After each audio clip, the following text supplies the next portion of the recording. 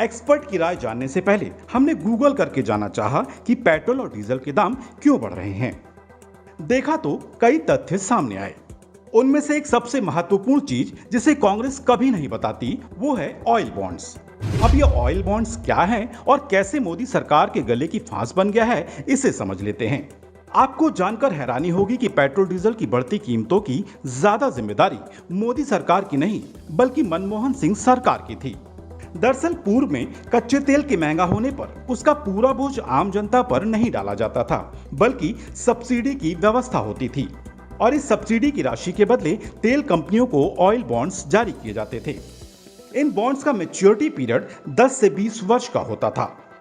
सरल भाषा में बताएं तो उस समय की यूपीए सरकार ने तेल कंपनियों को कहा कि हम आपको सब्सिडी नहीं दे सकते, लेकिन फिर भी आप तेल की कीमतें मत बढ़ाओ।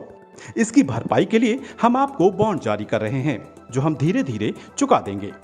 ऐसा करने से जनता भी खुश हो गई और तेल कंपनियों को भी लगा कि पेट्रोल और डीजल की कीमतें ना बढ़ा के फौरी तौर पर भले ही नुकसान हो जाए पर 10 से 20 सालों बाद तो पैसा ब्याज सहित वापस आ ही जाएगा।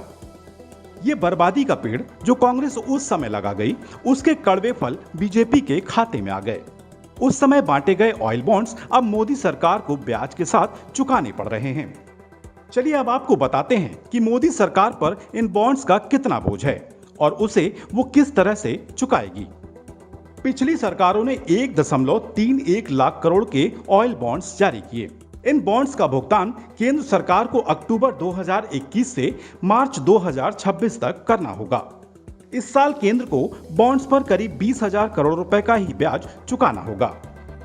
वित्त मंत्रालय ने जो आंकड़े दिए हैं उसमें बताया गया है कि इस साल अक्टूबर-नवंबर में केंद्र 5-5 हजार करोड़ के बॉन्ड्स का पेमेंट करेगा। इसके बाद साल 2023 में केंद्र 22,000 करोड़ रुपए के बॉन्ड्स का भुगतान करेगा। साल 2024 में 40,000 करोड़ के बॉन्ड्स का पेमेंट करेगा और साल 2026 में 37,000 करोड़ के बॉन्ड्स की केंद्र अदायगी करेगा। कुछ सरकारी सूत्रों के अनुसार मोदी सरकार के पिछले 7 सालों में इन बॉन्ड्स पर 70,000 करोड़ का ब्याज दिया गया।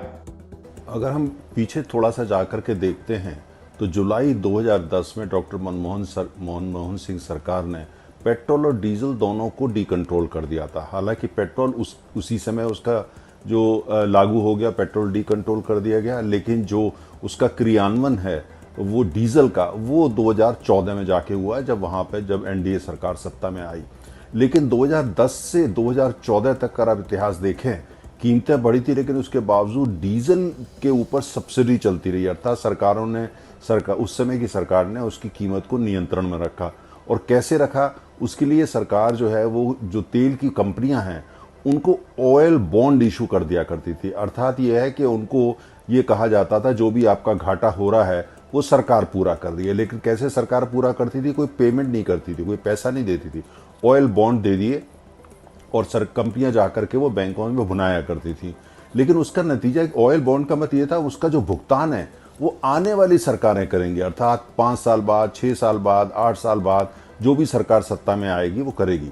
तो वो सारा 2010 से 2014 तक उस समय जो कि सब्सिडी दी गई या जो कंट्रोल प्राइस थी डॉक्टर मनमोहन सिंह या कांग्रेस सरकार की, उस तमाम चीज़ों का जो भुगतान जो अरबों खरबों रुपया है वो आज तक जो है ये अब जो उसके बाद सरकार आई एनडीए की, एनडीए 1, एनडीए 2, वो सरकार आस्था उसका कर रही है। आपको बता दें कि साल 1996-97 के बाद केंद्र सरकारों ने तेल कंपनियों के घाटे की भरपाई के लिए ऑयल बॉन्ड्स जारी करने का फार्मूला निकाला था।